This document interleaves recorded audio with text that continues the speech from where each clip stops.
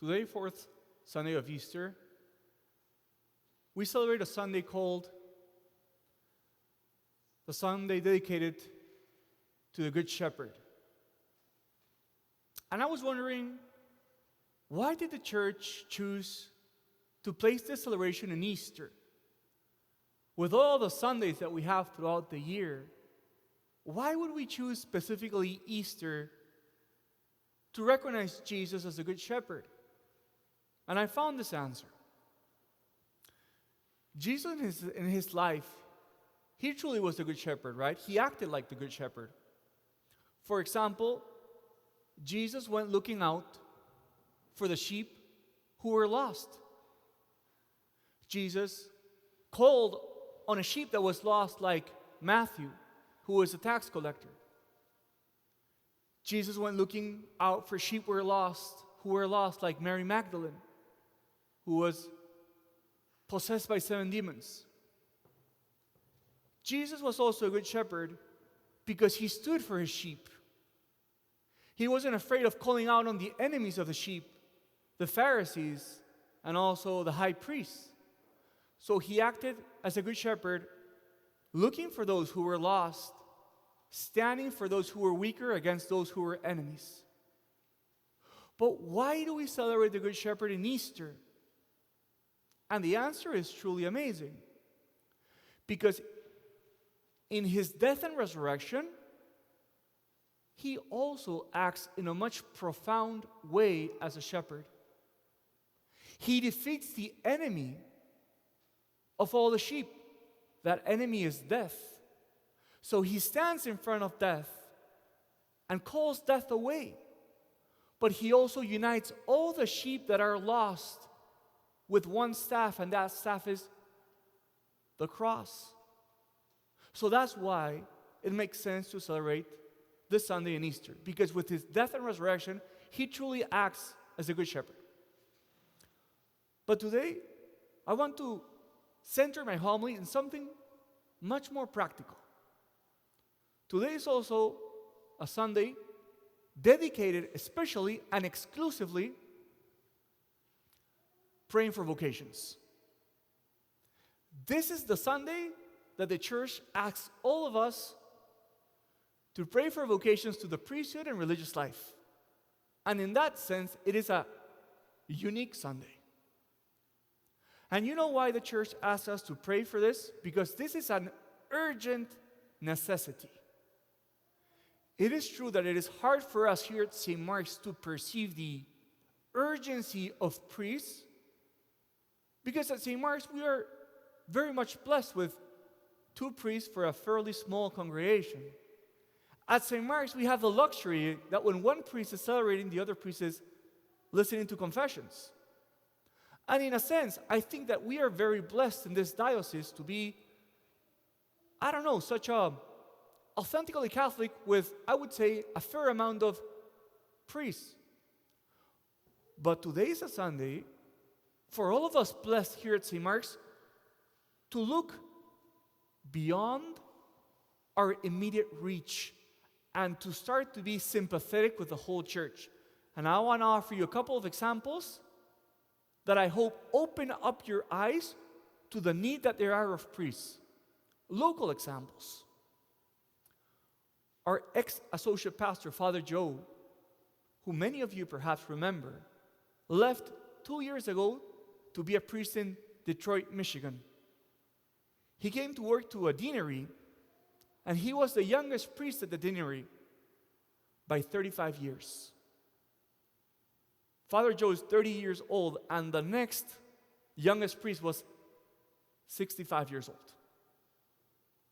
I have a friend, priest in Peru, who worked in a poor place in the outskirts of Lima. He was by himself in his parish, and you know how many faithful he had to tend to? 100,000. One priest for 100,000 living in his parish territory. Let's look at our own parish. When we built the convent across the street, over 30 nuns came to work at that convent to serve at the school. Today in this parish we have half a nun working for a parish. And we're blessed because she works only part-time. When this parish was built, a rectory hosted 5 priests. Today there's just 2 of us. When I went to a priestly conference, I got to speak with priests from all over the country. America, I mean. And every single priest gave me the same answer. I asked the priest, how's your diocese doing? And they all said the same thing. Priests are dying at a faster rate than priests are being ordained. So what's happening is that parishes are closing down and parishes are clustering in one family of parishes. So you know why we have to pray for vocations? Because if we love St. Mark's and we want St. Mark's to stay alive as a parish, we need to pray so that in the future, St. Mark's doesn't close down. But the problem is, because we're blessed here in this parish and in this diocese, we are asleep to the need of praying for vocations. And that's the truth. Because we don't experience in our own flesh the need, we don't care too much about it. And we don't pray too much about it. So this is the Sunday in the year where the church says, wake up. There's a need to pray for priests. There's a need to do something about promoting vocations to the priesthood. Okay, so what do we do about this? Do we just sit down and cry and lament about how in the past everything was better? No. The first answer is prayer. Today we have to pray. Today when you receive communion, you have to say, Lord, I offer up this communion so that someone here in this parish, a young man, can listen to your calling. We have to pray. I think that in this parish, we're doing a decent job of praying for vocations. Once a month, moms gather after 9 a.m. Mass to pray outside for vocations. And we also do that every holy hour on Thursdays. But my sense is that prayer for vocations is a task for every family, every day. And to be honest, we don't do that. We very rarely pray for vocations. I know of parishes that every day they pray for vocations after communion. I think perhaps we should go in that direction. But in any case, whatever the parish chooses to do or not, today I'm still encouraging each one of you first to consider, how much do I pray for vocations? How much do I care about the future of the church? How much do I care about what's going to happen to St. Mark's in 50 years? And today I'm saying, brothers and sisters, we have to pray. Second, what else can we do? If you're a mom and a dad, and you have kids that are growing up in your family, you have to encourage vocations in your own family. It's not about saying, oh, vocations will come from my neighbor. Those kids that live around the street, those guys are really good. No. Vocations have to come from my own home, from my own house. And you know what I've noticed? Most parents say, if my kid would decide to be a priest, I wouldn't be opposed. But that's not enough. It's not enough not to be opposed. It's important to be proactive. It's important to encourage and foster vocations at home. How? I already said something. Pray for vocations with your kids. If your kids grow up praying for vocations, one day they will naturally ask themselves, well, why not me if I'm praying for this every single day?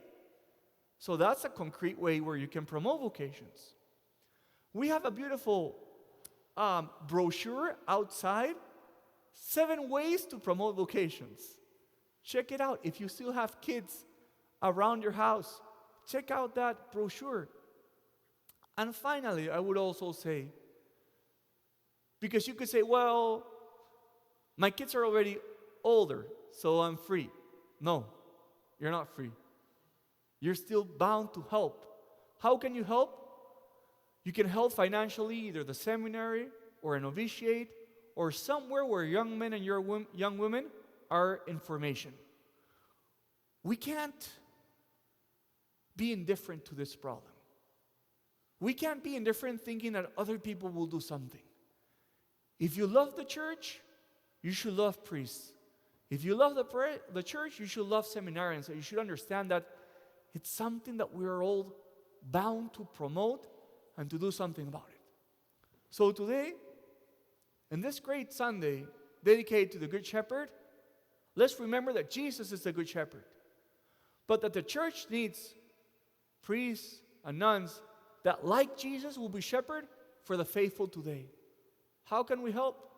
Number one, praying today.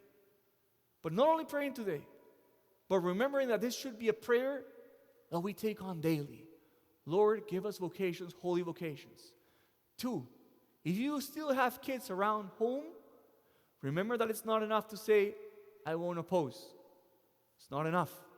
You have to ask yourself, how can I promote and encourage my kids of making this great and noble decision of being future priests or nuns? 3rd, if you don't have kids around the house anymore, that's fine.